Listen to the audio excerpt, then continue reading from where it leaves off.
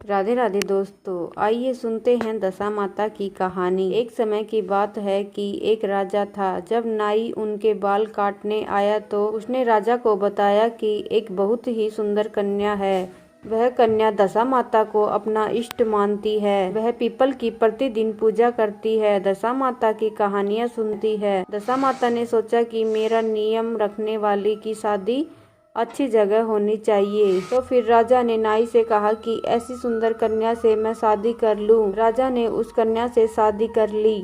शादी करके महल में आए। राजा के एक रानी पहले से ही थी। उस रानी ने सोचा कि इतनी सुंदर दूसरी रानी आ जाएगी तो मेरा रुतबा और आदर कम हो जाएगा। तो फिर जब बड़ी रानी काले हाथ करके आई और नई रानी के मुंह पर लगा दिए। राजा ने जब नई रानी का चेहरा देखा तो बहुत दुखी हुआ। नाई ने हमारे साथ बड़ा धोखा करा। ऐसे काले मुंह वाली गिलहरी जैसी शक्ल वाली लड़की से मेरी शादी करा दी। राजा ने नई रानी को अलग कक्ष में रख दिया।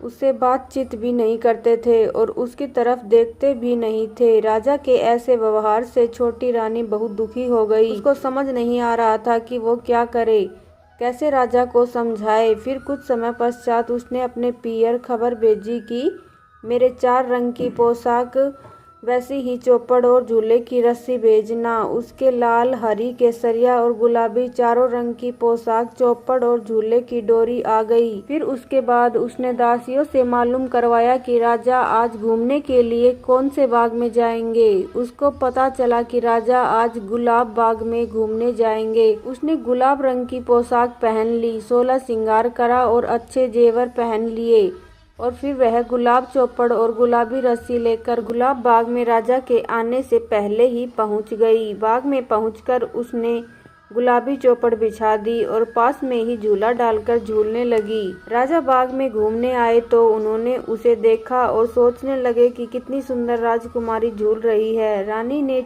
पूछा, चौपड़ खेले? राजा ने हामी भरी। दोनों चौपड़ खेले, बातें करी और फिर राजा वहां से चले गए।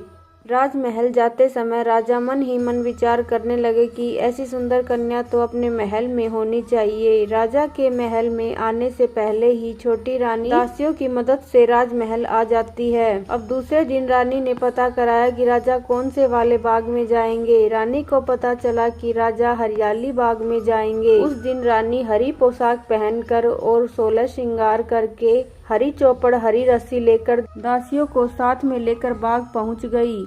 चौपड़ बिछाया, झूला लगवाया और झूलने लगी। राजा के आने पर दूसरे दिन भी वह पूछती है कि चौपड़ खेलें? राजा कहते हैं हाँ खेलते हैं। तीसरे दिन वह लाल बाग में गई, लाल पोशाक पहनी, लाल चौपड़ ली और लाल रस्सी लेकर गई और फिर चौथे दिन केसरिया पोशाक पहनकर केसरिया चौपड़ और रस्सी लेकर केसरिया बाग में गई। राजा उस पर भी बहुत ही मोहित हो गए, पर राजकुमारी को तो मालूम था तो वो शर्माती नहीं थी। अगली रात रानी ने चारों पोशाक के रस्सी और चौपड़ सब रानी के कक्ष के बाहर बरामदे में रख दिए और उंगली के चीरा लगाकर हाय हाय करने लगी। राजा को तो पहले से ही नींद नहीं आ रही थी और वह हाय हाय कर रही थी तो उन्हें बहुत ही गुस्सा आया और वो बोले कि आज इस काले मुंह वाली को तो तलवार से मार डालूं, उसका किस्सा ही खत्म कर देता हूँ। गुस्से में भरे हुए राजा उसके कक्ष की तरफ गए। उसके कक्ष के बाहर राजा क्या देखते हैं कि चारों रंग की पोशाक, चौपड़ और रस्सी पड़ी है।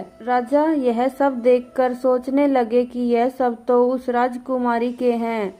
वो सोचने लगे कि ये सब यहाँ कैसे आए। जब राजा कक्ष के भीतर पहुँचे तो रानी को देखकर बहुत आश्चर्य होता है। राजा रानी से कहते हैं, आप यहाँ? रानी कहती है हाँ। फिर राजा कहते हैं कि रानी आपने हमें धोखा दिया। रानी कहती है मैंने आपको धोखा नहीं दिया, आपने मुझे धोखा दिया। राजा कहते हैं कि तुम्हारे चेहरे पर तो गिलहरी की तरह काली लकीरें थी। रानी कहती है कि वो तो आपकी बड़ी रानी ने मुझे प्यार करते समय लगा दी थी, उसे लगा होगा कि मेरे आने से आप उसको कम प्यार करोगे। छोटी रानी फिर बोलती है कि मेरे तो दशा माता का इष्ट है, जो दशा माता ने मेरी लाज रखी, वरना मुझे तो मरना पड़ता। राजा कहते हैं कि रानी आप पूरी बात पहले ही बता देते तो आपको और हमको इतना दुख नहीं देखना पड़ता। इसके बाद राजा ने बड़ी रानी को महल से निकाल दिया और छोटी रानी के साथ सुख पूर्वक रहने लगे।